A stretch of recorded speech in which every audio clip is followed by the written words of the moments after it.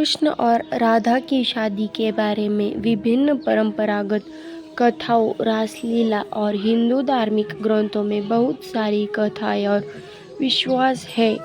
हालांकि कृष्ण और राधा की शादी की कोई प्रामाणिक ऐतिहासिक या धार्मिक रूप से स्वीकृति नहीं है। कृष्ण और राधा के अद्भुत प्रेम का वर्णन भागवत पुराण, गीता, गोविंद और अन्य कृष्ण भक्ति साहित्य में मिलता है।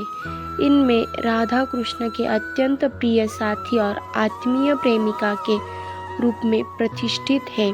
वैष्णव संप्रदायों में राधा को कृष्ण की आदि शक्ति और परम प्रेमिका माना जाता है, इसलिए उनके आपसी प्रेम को आधार बनाकर उन्हें अद्वैत ब्रह्म की रूप और भगवान की पूर्णता का प्रतीक माना जाता है। यह समझना महत्वपूर्ण है कि हिंदू धर्म में अद्वैत और द्वैत सिद्धांतों की दोनों परंपराएं मौजूद है। द्वैत सिद्धांत वाले वैष्णव संप्रदायों में कृष्ण को विश्व के सुप्रीम पुरुषोत्तम और भगवान के सामर्थ्यपूर्ण अवतार के रूप में मान्यता है।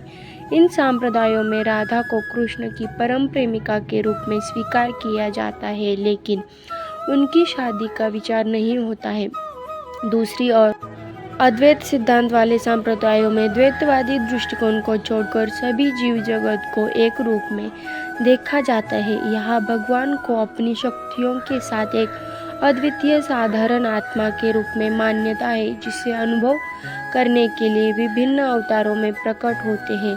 इस संदर्भ में राधा कृष्ण के प्रेम का प्रतीक है और उनका मुख्य उद्देश्य भगवान की प्रेम, भक्ति और आत्मीयता की प्रतिष्ठा है। इस प्रकार शास्त्रीय धार्मिक परंपराओं में कृष्ण और राधा के प्रेम की उच्चतमता और आत्मीयता का उल्लेख है, लेकिन इनकी शादी के बारे में कोई निश्चित उल्लेख नहीं है।